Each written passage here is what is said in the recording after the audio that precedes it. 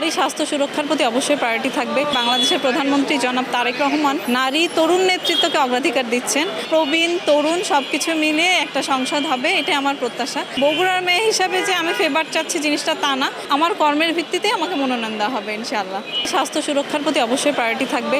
পাশাপাশি আমাদের বর্তমান যে ফিমেল ডক্টররা আছে, মেডিকেল অফিসাররা আছে, তারা যেন কোথাও লাঞ্ছনার শিকার না হয়, এদিকে আমার প্রায়োরিটি থাকবে। ইতিমধ্যে বাংলাদেশের প্রধানমন্ত্রী জনাব তারেক রহমান নারী তরুণ নেতৃত্বকে অগ্রাধিকার দিচ্ছেন।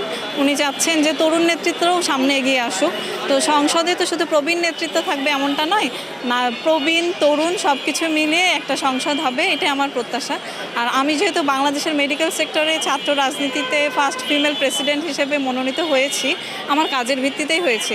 আর রাজপথটা একদিনের নয়, আমার অবশ্যই ত্যাগের মূল্যায়ন করা হবে। আমি যেহেতু বগুড়ার মেয়ে হিসাবে যে আমি ফেভার চাচ্ছি জিনিসটা তা না, আমার কর্মের ভিত্তিতে আমাকে মনোনয়ন দেওয়া হবে ইনশাআল্লাহ। বর্তমানে তারেক রহমানের নেতৃত্ব কেমন লাগছে, তার পথ চলা? আমি যেহেতু বাংলাদেশ জাতীয়তাবাদী ছাত্রদলের একজন সদস্য, আমি যে বলবো যে ওনার নেতৃত্ব আসলেই প্রশংসনীয়, শুধু তা না, আপনি যে কোনো মানুষকে জিজ্ঞেস করেন সবাই বলবে যে হ্যাঁ, একজন পারফেক্ট প্রধানমন্ত্রী এসেছেন বাংলাদেশে। এখন উনি প্রতিটি সেক্টরে যেভাবে নিজে তদারকি করছেন, এটা অবশ্যই আমাদের জন্য ইন্সপিরেবল। আচ্ছা, কি মনোনয়ন ফর্ম সংগ্রহ করেছেন নাকি জমা দিয়েছেন? আবার কবে জমা দিবেন? জি, আমি সংগ্রহ করেছি, ইনশাল্লাহ সামনে জমা দিয়ে দিব। বর্তমানে আসলে আপনারা তারুণ্যের নেতৃত্বটাকে কেমন করে দেখছেন?